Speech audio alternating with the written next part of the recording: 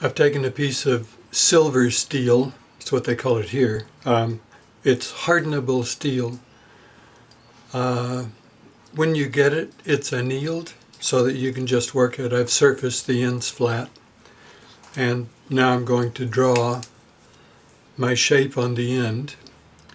And the nice thing about this is you can just cut it with a file, a saw, drills, whatever you use to normally work your metal with will work this.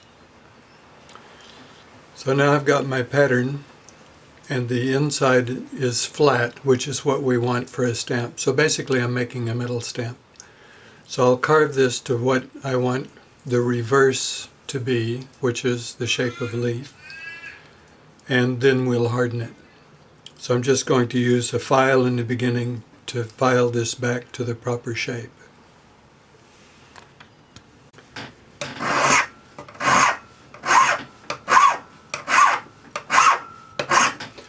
Now you can see that this cuts really quickly. So just work out the shape you want. And you want a fairly steep side so that it'll make a nice crisp imprint. I got my basic leaf shape. I'm just going to use my jeweler's saw to put the marks in it. I'll shift this up so you can see. So first I'm going to just put a cut right down the middle in just the depth of the saw blade.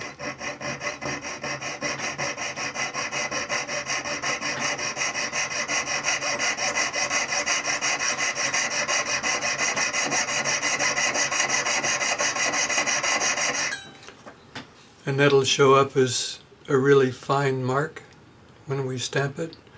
Now I'm going to put the little marks out from the side, and once again I'm just using the saw.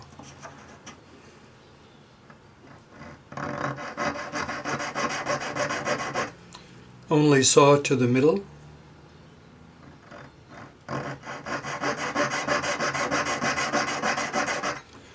Because I'm putting these marks on an angle, so I want the other side to match the same angle. And I'm just doing it by eye. I mean, you can use a set of dividers to lay this out if you want, but for me, for what I'm doing, this close is good enough.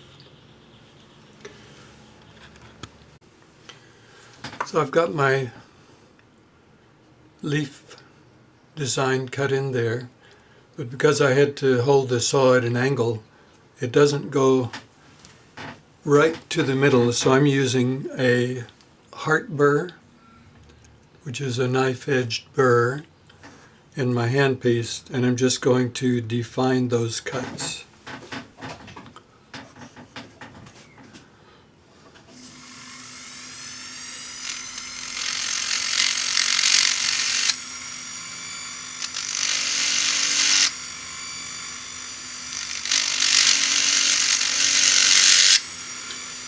So what that'll do is it'll widen it out a little bit, and it'll let me go right to the middle. So define all of the cuts with your burr. Once you have your pattern the way you think you want it, take a piece of annealed copper and make sure your stamp is level. Stamp it and just have a look, and this will show you whether your pattern is good or not. Usually you can only stamp once. If you try to do it a second time, it'll leave a ghost mark. So there's my leaf pattern, and this part's done. I have to harden this now so that it will keep its shape. And I'm just going to put this on a charcoal block. Put a little piece here to keep it from rolling off. and we're just going to make the end with the stamp a bright red, and then we'll quench it in water, and that'll make it brittle hard, and then we'll temper it after. So we'll just bring this end up to a bright red, same color of red that the charcoal block is glowing at the moment, and just the last 20 millimeters of the end. We only want the end with the pattern on it to be hard.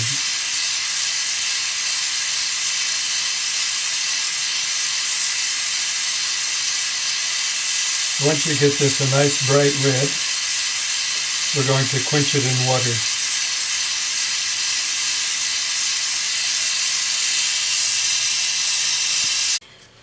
Okay, now this is nice and hard, but it's so hard it's brittle. Now we're going to temper it, which means we're going to make it so that it is still hard, but it's not brittle. So we're just going to have to sand this a little bit back so that we can see the metal, because we're going to heat it about here, and we're going to work the color towards the end, and the color of the end we want is a dark straw. Yep.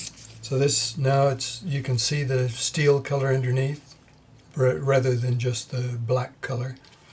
So we're ready to temper it. I'm heating the metal about 20 mil from the end, because what we want is to be able to see the color. And we don't want the end to change color other than the color we want, and the color we want is the dark straw. So what this has done is it's turned blue. There's a straw color right here at the end of it, so we'll just slowly work that down towards the tip.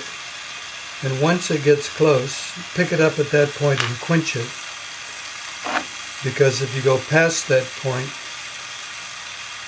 it'll be the wrong